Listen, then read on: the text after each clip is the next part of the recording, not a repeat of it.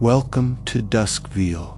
Tonight, 3 true stories from the night shift.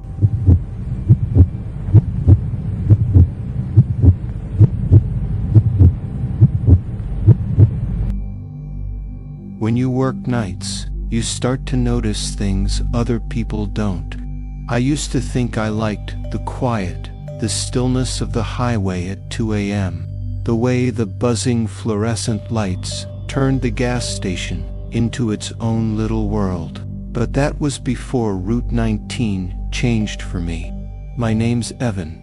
I worked at that gas station for 5 years.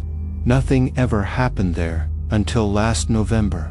It started as a regular night, cold air, empty road, and the same drunk truckers buying coffee. But something about that night felt heavier. Around 2:47 a.m., I was in the back room checking the security feed. The cameras loop through every minute, but when I glanced up, I noticed something strange. Camera for the one pointed at the road had static. It glitched for a moment and then froze. I thought maybe a storm was coming, but then I saw it. A figure standing just beyond the pumps, halfway between the road and the lights. Too far to see clearly, but close enough that I could tell. He wasn't moving, he was just standing there. At first, I laughed, thought it was someone playing a prank, but when I switched to camera 3, the one from the opposite angle, there was no one there. I stepped outside. The fog had thickened, swallowing the highway. The air smelled like rain and gasoline. I looked toward the road and saw nothing. I called out, "Hey, the station's closed outside. Come in if you need something." No answer, just the hum of lights and the faint hiss of air from the pumps. Then, behind me, the automatic door beeped open. I turned around. The door was wide open, but there was no one there.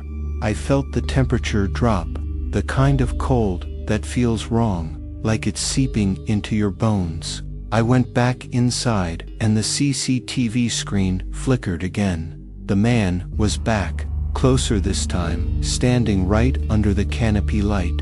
I stared at the monitor. The man wasn't facing the camera. He was looking toward the window.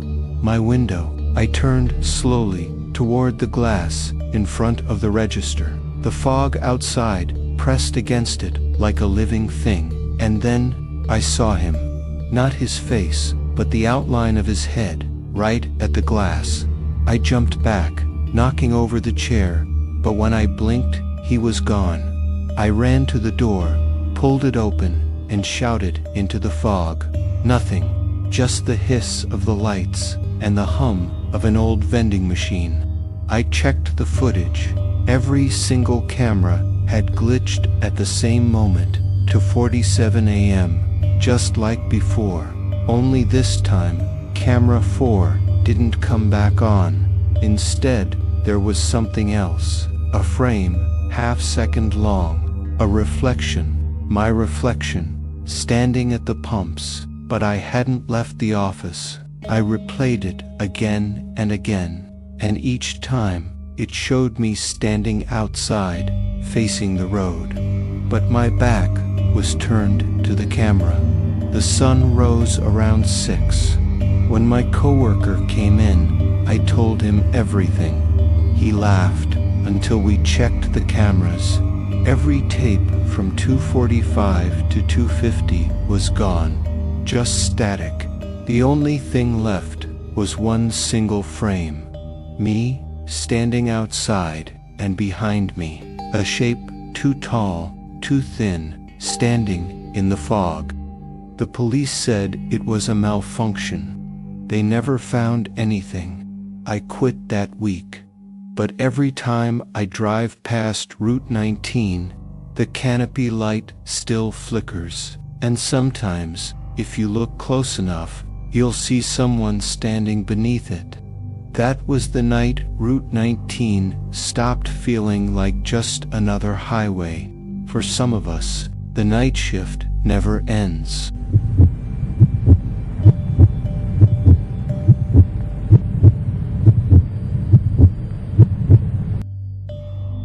Night shifts are all the same, empty halls, humming lights, and the sound of your own shoes echoing back at you.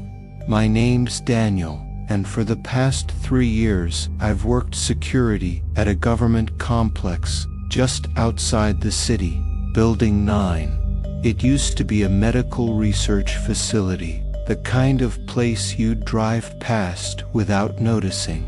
But even after it shut down, the company kept a night guard there to keep the lights on, they said. To make sure no one breaks in. No one ever did. At least, not until last winter. Building 9 has 4 floors. My rounds took about 20 minutes, checking doors, windows, fire exits. But the elevator always bothered me, the way it hummed when no one used it. That night, at exactly 2:11 a.m., I heard the bell.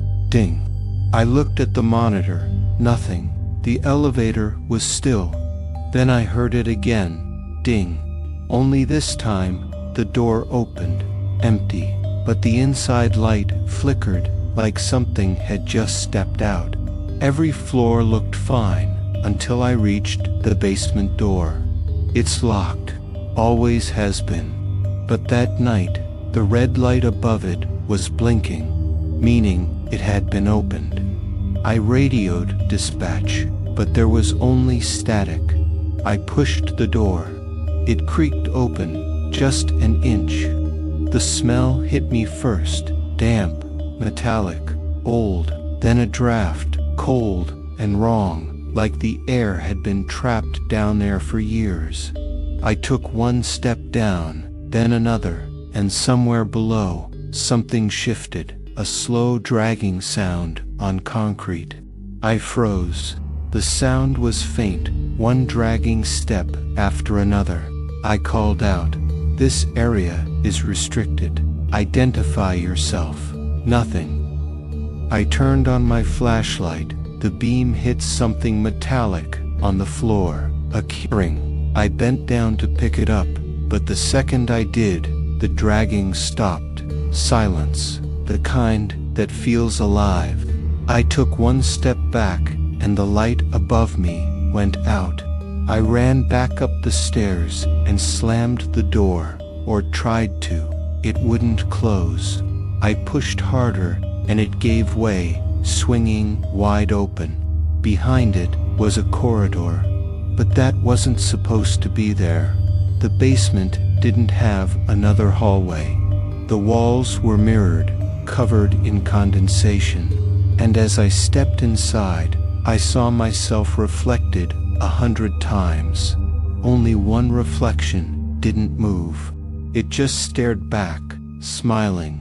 The next thing I remember is waking up in the security office, daylight bleeding through the blinds.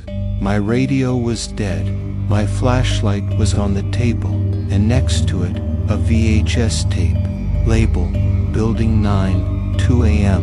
I played it. The footage showed me walking through the basement, flashlight in hand, then static. And when the image cleared, I was gone. But someone else was holding the flashlight, walking toward the camera. The face was mine, smiling, just like in the mirror. They shut Building 9 down for good a month later. But sometimes, the elevator still moves, even though the power's been cut.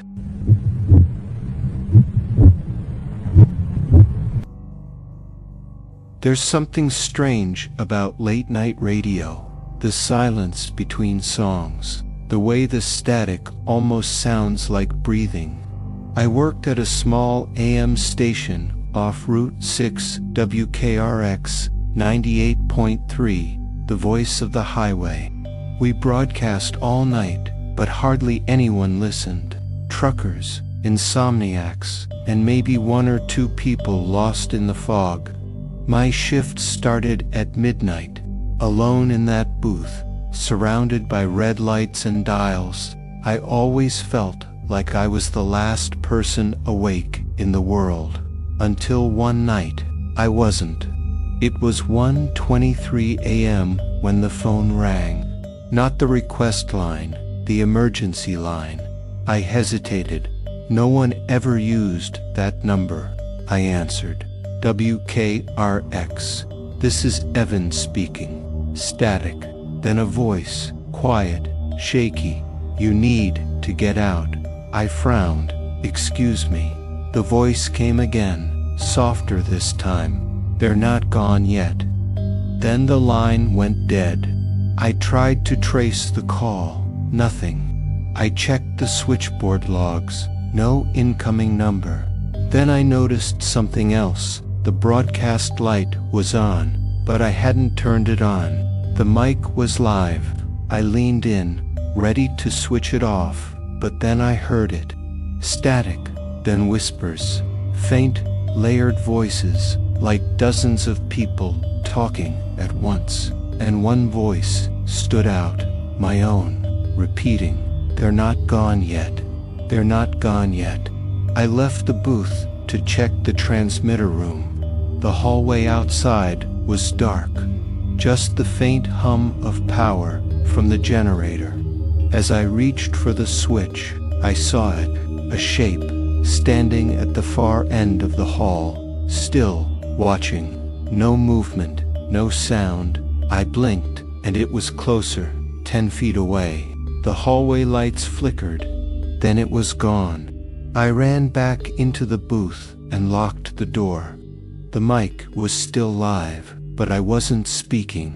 The broadcast console was flashing, signal strength maxed out. On the monitor, the waveform was pulsing like a heartbeat.